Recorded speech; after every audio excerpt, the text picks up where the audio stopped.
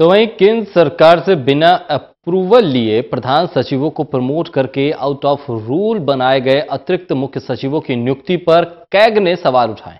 और सरकार से उनसे रिकवरी करने की सिफारिश की है। भारतीय जनता पार्टी के चीफ विप और पब्लिक अकाउंट कमेटी के अध्यक्ष ज्ञानचंद गुप्ता ने बताया है कि केंद्र सरकार के अनुसार 3 अतिरिक्त मुख्य सचिवों की पोस्ट है और राज्य सरकार को जरूरत पड़े तो 3 पोस्ट और क्रिएट कर सकती है। वहीं इन्होंने जींद उपचुनाव में भारतीय जनता पार्टी की जीत का दावा किया और कांग्रेस उम्मीदवार रणदीप सिंह सुरजेवाला की जमानत जब्त होने की बात कही। इस बारे में खास बातचीत की हमारे संवाददाता अनिल कुमार ने भारतीय जनता पार्टी के चीफ विप और हरियाणा विधानसभा की पब्लिक अकाउंट कमेटी के अध्यक्ष ज्ञानचंद गुप्ता से।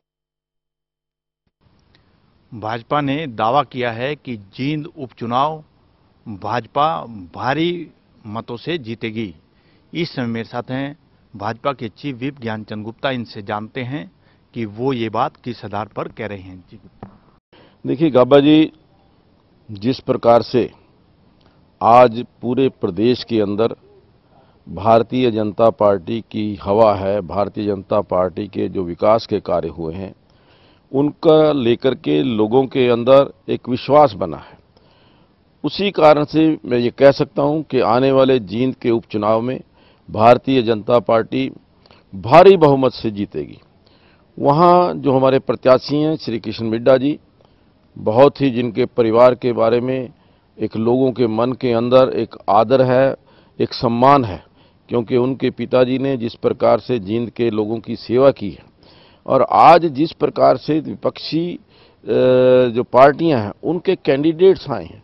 उनको लेकर के भी जींद के लोगों को ये जान चुके हैं जींद के लोग कि वो उनके हित के लिए नहीं आए। आज कांग्रेस पार्टी ने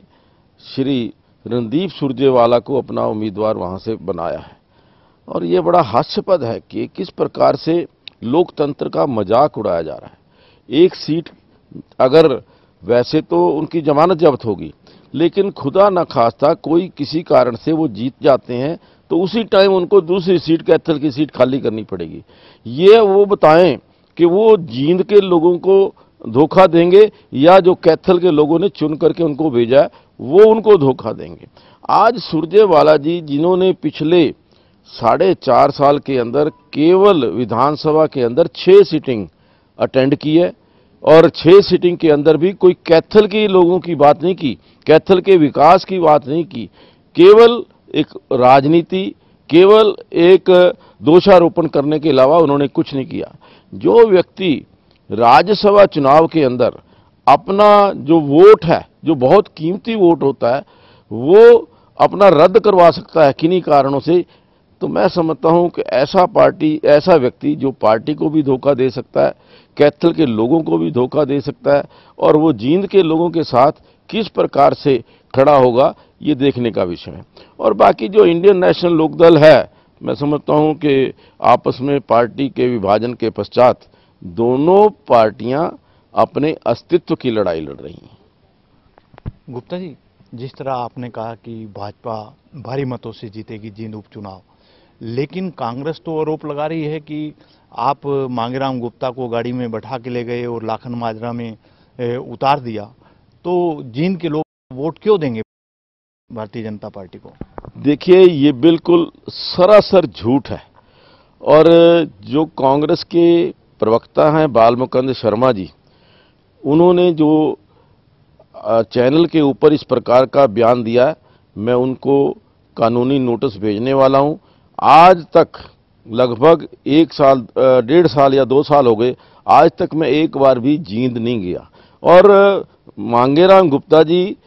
एक समाज के बड़े आदरणीय व्यक्ति हैं, लेकिन उनको मिले हुए भी मुझे तो 6 साल 7 साल हो गए। इस प्रकार के ये जो कांग्रेस की राजनीति है वो झूठ के ऊपर आधारित है, हर चीज में झूठ बोलते हैं और मैं समझता हूं इसी का कारण है कि आज 440 मेंबर पार्लियामेंट वाली पार्टी केवल 44 पर आ गई है और आगे जो आने वाले चुनाव हैं उसके अंदर उनका क्या हाल होगा वो देखने को आपको मिलेगा। गुप्ता जी, जो एडिशनल चीफ सेक्रेटरी का मामला जो है आपके पब्लिक अकाउंट कमेटी में आया था, वो पूरा मामला क्या है और आपने क्या कार्रवाई की है कमेटी ने? देखिए, हरियाणा प्रदेश के अंदर आईएएस की कैडर पोस्ट जो हैं उनको लेकर के एक पैरा सीएजी के द्वारा, कंप्यूटर ऑडिट जनरल के द्वारा 2006 या 7 के अंदर बनाया गया था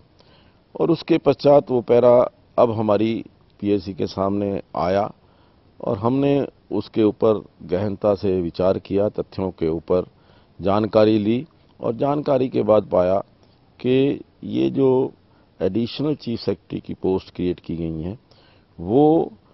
कायदे कानून के मुताबिक नहीं है और हमें विश्वास दिलाया था चीफ सेक्रेटरी साहब ने पीएससी के अंदर कि हमने गवर्नमेंट ऑफ इंडिया को इसकी मंजूरी के बारे में लिखा है और जो ही उसकी रिपोर्ट आएगी तो वो हमें कमेटी को बता देंगे। गुप्ता जी, कैग ने क्या सवाल उठाए हैं? देखिए, कैग ने ये कहा है कि जो ये प्रमोशंस की गई हैं आउट ऑफ द रूल्स जाकर के की गई हैं और उनकी प्रमोशंस के कारण जो ज़्यादा सैलरी उनको दी गई है वो अनफ्रूटफुल एक्सपेंडिचर है जो कि पब्लिक एक्सचेकर के ऊपर बोझ है। तो उन्होंने कहा है कि इसकी जो है वो रिकवरी की जानी चाहिए, लेकिन हमने उसके ऊपर तथ्यों पर विचार किया और उसके पश्चात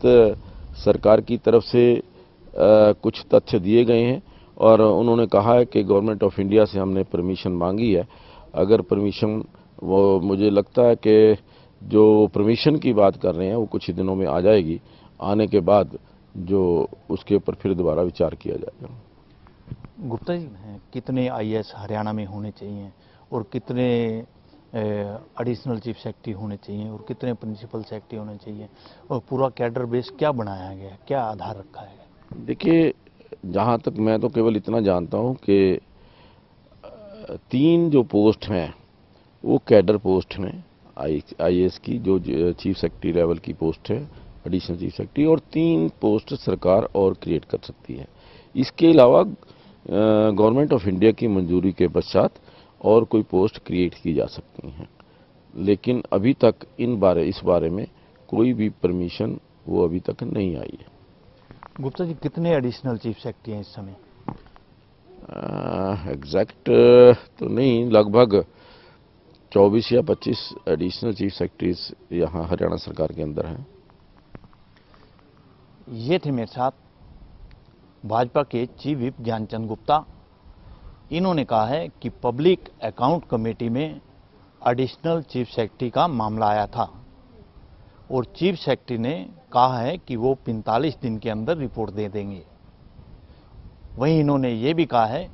कि एडिशनल चीफ सेक्रेटरी के मामले पर कैग ने सवाल उठाए हैं। कैमरामैन संजय के साथ अनिल कुमार, टोटल न्यूज़, चंडीगढ़।